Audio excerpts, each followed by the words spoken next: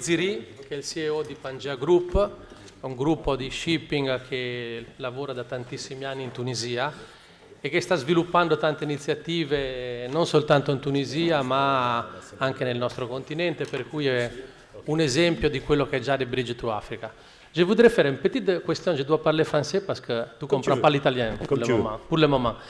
Et quand je viens en Tunisie, je ne sens pas d'être à l'étranger, il semble d'être en Italie, à Tunis. Il y a beaucoup de gens qui parlent l'italien très bien. Et on parle l'italien, donc il semble d'être là-bas. Et tout le monde, il me dit, je te donne l'assist pour partir. Tout le monde, il me dit, nous, on avait Rai Uno, Raffaella Carrà et Pippo Baudo. On parle l'italien. Exactement. C'est vrai. À toi.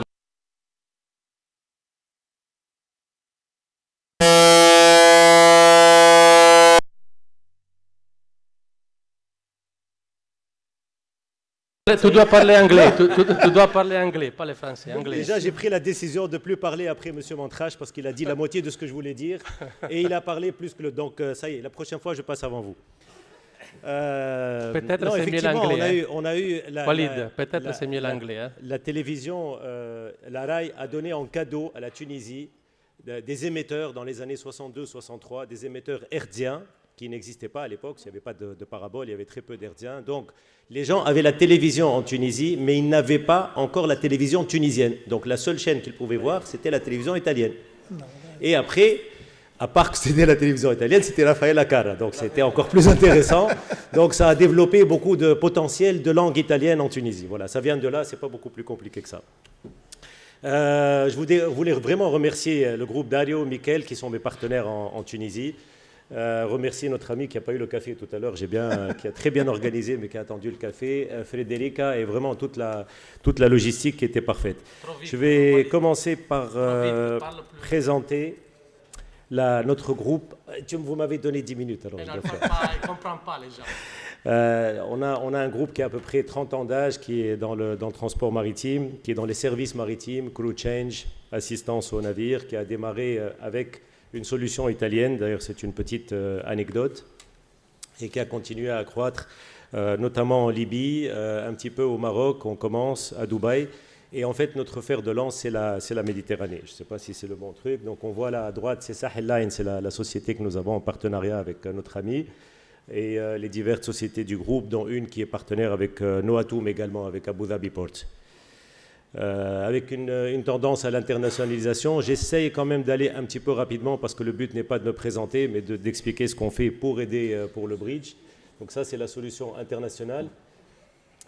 Évidemment comme tous les transporteurs on passe par la partie aérienne, maritime et terrestre. Très investi dans l'intelligence artificielle et dans l'IT, c'est quelque chose auquel on croit énormément pour le transport maritime.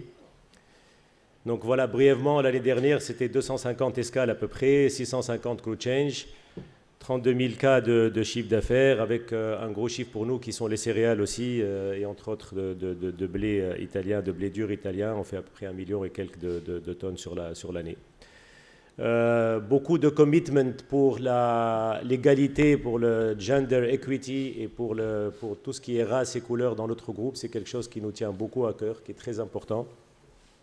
De même qu'on a un grand engagement par rapport aux océans et aux mers, surtout à la mer Méditerranée, honnêtement, on est tous autour de cette mer, c'est quelque chose qui est vraiment... Moi, je suis plongeur, je fais de la voile, donc c'est quelque chose qui est très, très important pour moi aussi, qu'on continue à tourner autour de cette mer et de cet océan.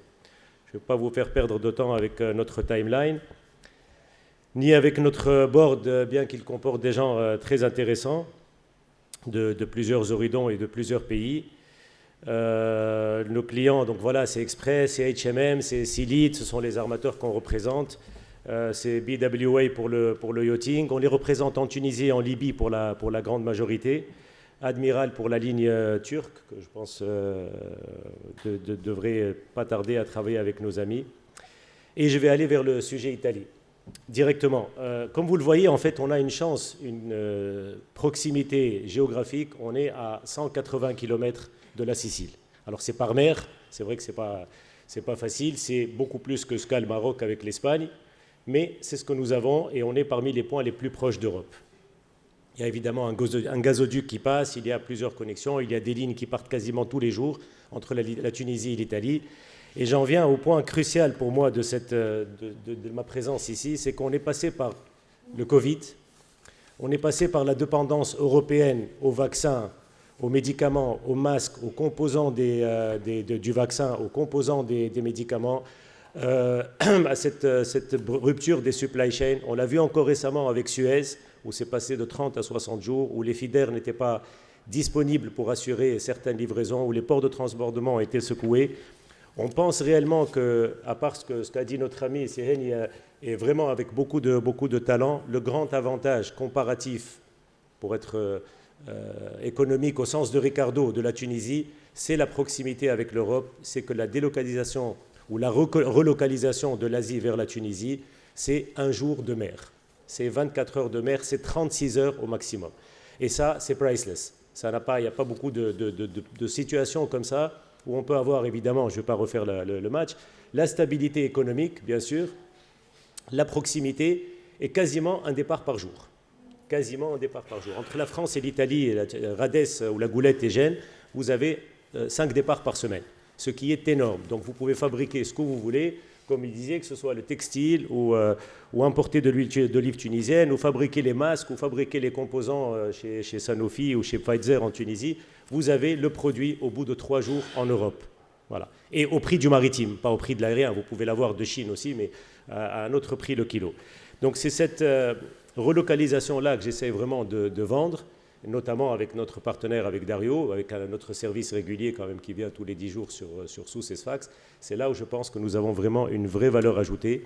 La langue, comme on disait, l'italien, la proximité et cette fréquence de navires que même d'Asie, vous ne pouvez pas avoir tous les jours, même si vous faites les Super Maersk ou les combinaisons ou les alliances.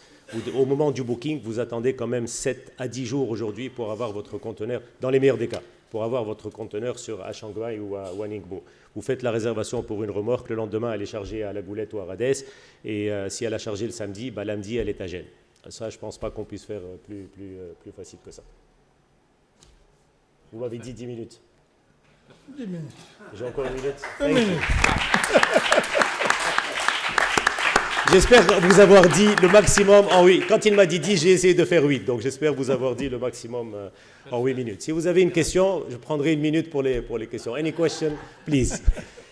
Dopo, the question late. Ah, ok. C'è una qualche domanda a lui diretta? Così sì, per favore. Non avremo spazio dopo, già ve lo dico, perché il tempo che potevamo usare l'abbiamo bruciato. Se qualcuno ha una domanda a lui, usiamo questi minuti. Una domanda, sì.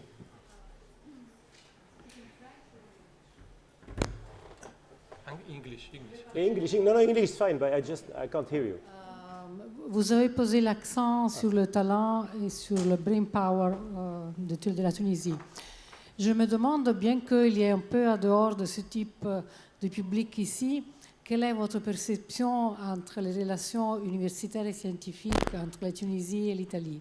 Entre les pays, au niveau politique ou scientifique et pédagogique, parce que vous avez parlé de le grand nombre d'ingénieurs, de diplômés en sciences en Tunisie, et je pense que ça, c'est vraiment un atout aussi pour des collaborations entre les entreprises et d'autres, les collaborations aussi pour les laboratoires de recherche. Je vais être très franc avec vous. Je pense que l'Italie n'a pas, comme il montrait, la même, on va dire, une corrélation entre la présence de l'Italie et les échanges commerciaux que nous faisons. C'est-à-dire que l'Italie est deuxième. Si vous voyez tout à l'heure l'histoire du Qatar, ça reste une saisonnalité parce qu'il a eu un investissement en particulier. Mais l'Italie est deuxième en Tunisie depuis que j'ai commencé à voir les statistiques, donc il y a plus de 25 ans. Par contre, si vous voyez la présence des écoles italiennes, la présence de la langue italienne aujourd'hui dans l'enseignement quotidien ou au niveau commercial, je pense ça manque d'efforts. Oui. Et d'ailleurs, c'est pour ça qu'il faut remercier cette initiative, parce que ça nous rapproche. Le centre culturel italien n'est pas aussi présent que le centre culturel allemand, par exemple, qui est le 4e ou le 5e pays.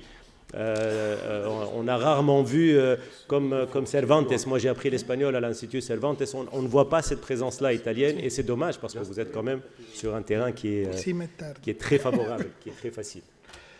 Grazie. Anche il signor Zammit voleva rispondere alla domanda. Oui, parce que madame, donc, elle a posé une question sur tout ce qui est donc, scientifique, tout ce qui est formation. Voilà ce que vous voulez dire.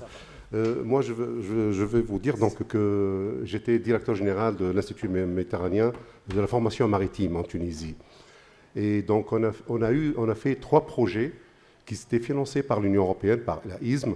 Et un des projets, on l'a fait avec l'Académie de Gênes et l'école de Marseille. Et il s'appelle Common Maritime Education System. Et on s'est dit, donc, on va essayer de voir ensemble comment donner des cours uniformes sur les trois donc, établissements donc, italiens, français et tunisiens. Et comme ça, donc, on donnera la chance aux étudiants de travailler de part et d'autre. Hein. Les Tunisiens donc, avec un diplôme et avec une formation qui est donc, reconnue donc, en Europe ou vice-versa. Donc, on a voulu faire ça. Donc, il y a pas mal de projets qui sont actuellement en cours, donc, qui sont financés par l'Union européenne. Je vous remercie. Grazie. Imam Imed Zammit, che è un consulente marittimo, al prossimo intervento.